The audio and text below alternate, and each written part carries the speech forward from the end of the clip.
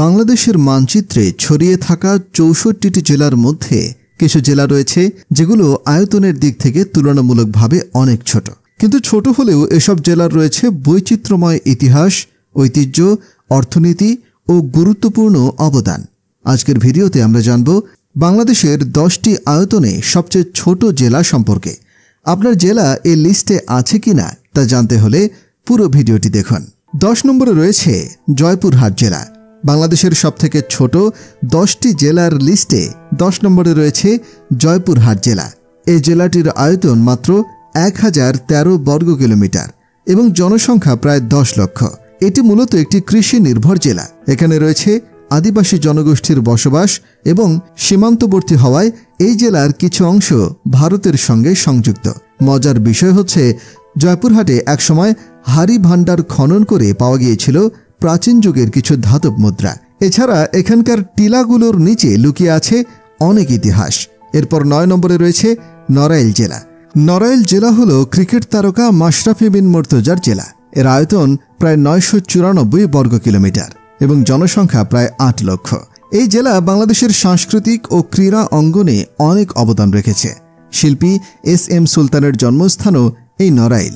জানা গেছে এস.এম. সুলতান শিশুদের জন্য একটি ভ্রাম্যমাণ নৌকা স্কুল চালু করেছিলেন, যা ছিল একেবারে ব্যতিক্রমী উদ্যোগ। 8 নম্বরে রয়েছে লক্ষ্মীপুর জেলা। বাংলাদেশের দক্ষিণে অবস্থিত এবং এর আয়তন 1455 বর্গ কিলোমিটার। কৃষি নির্ভর এই জেলায় রয়েছে সমুদ্র উপকূল, নদীপথ এবং বড় বড় মাছের বাজার। এখানকার রায়পুর, রামগঞ্জ ও কমলনগর এলাকাগুলো অনেক ঐতিহাসিক ঘটনাবলীর সাক্ষী। মজার তথ্য হচ্ছে, এই জেলাকে একসময় বলা হতো নবাবগঞ্জ। এছাড়াও লক্ষ্মীপুরে তৈরি হয় প্রচুর চাঁদপুরি পাপড়, যা দেশের বিভিন্ন স্থানে রপ্তানি করা হয়। 7 নম্বরে রয়েছে চাঁপাইনবাবগঞ্জ জেলা।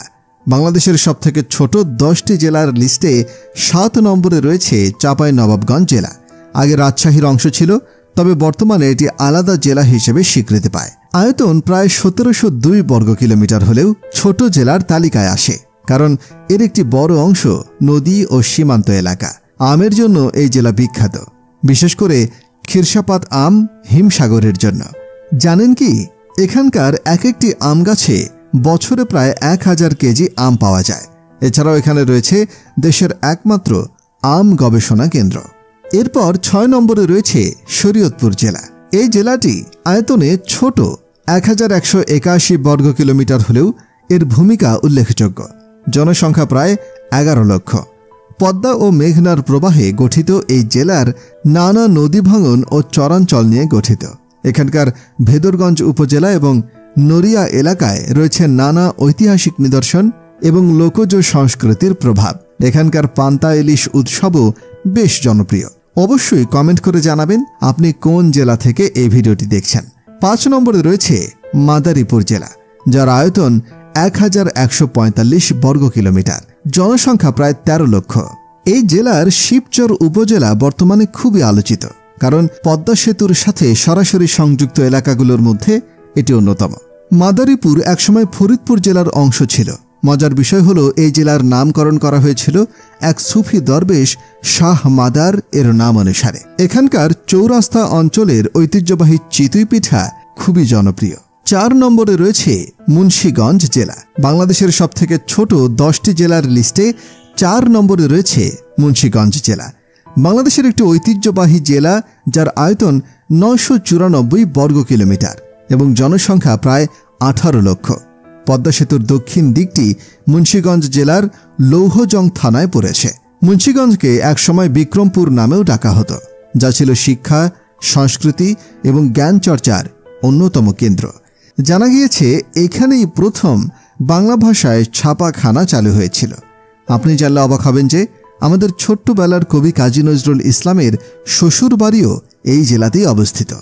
3 নম্বরে রয়েছে ফেনী জেলা। আয়তনে ছোট হলেও এই জেলার গুরুত্ব কম নয়। আয়তন প্রায় 928 বর্গ কিলোমিটার। জনসংখ্যা প্রায় 15 লক্ষ। ফেনী নদী, মহিপাল ফ্লাইওভার সহ এখানে রয়েছে অনেক আধুনিক স্থাপনা। আরেকটি মজার তথ্য হচ্ছে, ফেনী বাংলাদেশের প্রথম জেলা যেখানে একজন নারী জেলা প্রশাসক নিযুক্ত হয়েছিলেন। আর হ্যাঁ, আপনি যদি নারী জেলা প্রশাসকের নাম জেনে থাকেন তাহলে অবশ্যই কমেন্ট করে জানাতে ভুলবেন না। ফেনী জেলাতে রয়েছে দেশের একমাত্র নারী পরিচালিত মাদ্রাসা। এরপর 2 নম্বরে রয়েছে মেহেরপুর জেলা, যার আয়তন মাত্র 716 বর্গ কিলোমিটার, জনসংখ্যা প্রায় 7 লক্ষ। ইতিহাসের এটি একটি গৌরবময় স্থান হিসেবে পরিচিত, কারণ 1971 সালে স্বাধীন বাংলাদেশের প্রথম অস্থায়ী সরকার মুজিবনগরে গঠিত হয়েছিল। এখানে রয়েছে মুজিবনগর স্মৃতিসৌধ। মজার বিষয় হচ্ছে মেহেরপুরে একসময় প্রচুর আঙুর ফল উৎপাদিত হতো এবং এখনও স্থানীয়ভাবে একে বাংলাদেশের ছোট রাজস্থান বলা হয়। 1 নম্বরে রয়েছে নারায়ণগঞ্জ জেলা। বাংলাদেশের সবথেকে ছোট 10টি জেলার লিস্টে 1 নম্বরে রয়েছে নারায়ণগঞ্জ জেলা। আয়তনে ছোট হলেও এটি বাংলাদেশের অন্যতম গুরুত্বপূর্ণ শিল্পনগরী। নারায়ণগঞ্জ জেলার আয়তন মাত্র 760 বর্গ কিলোমিটার, কিন্তু জনসংখ্যা প্রায় 30 লাখের মতো। এই জেলাকে বলা হয় ড্যান্ডি অফ ইস্ট, কারণ ব্রিটিশ আমলে এখানে ছিল অনেক জুট মিল। বর্তমানে এটি গার্মেন্টস ও ব্যবসার জন্য বিখ্যাত। মজার তথ্য হচ্ছে নারায়ণগঞ্জে রয়েছে বাংলাদেশের প্রথম আধুনিক সিনেমা হল রূপালী সিনেমা। আর আপনি কি জানেন বাংলাদেশেও তাজমহল রয়েছে, যেটির অবস্থান নারায়ণগঞ্জ জেলা। এই তাজমহলটির সুনাম রয়েছে দেশ বিদেশে। দেখতে যতই ছোট হোক না কেন, বাংলাদেশের প্রতিটি জেলাই এক একটি গল্প, ইতিহাস, ঐতিহ্য ও বিস্ময় বহন করে। ছোট জেলাগুলোর মধ্যেও লুকিয়ে আছে বড় বড় অর্জন এবং গৌরবময় স্মৃতি। যদি আপনার জেলা এই তালিকায় থাকে তাহলে অবশ্যই কমেন্টে জানিয়ে দিন। আর হ্যাঁ, আপনি কি জানেন বাংলাদেশের সবথেকে ভয়ঙ্কর জেলা কোনটি? যদি না জেনে থাকেন তাহলে এই ভিডিওটি দেখুন।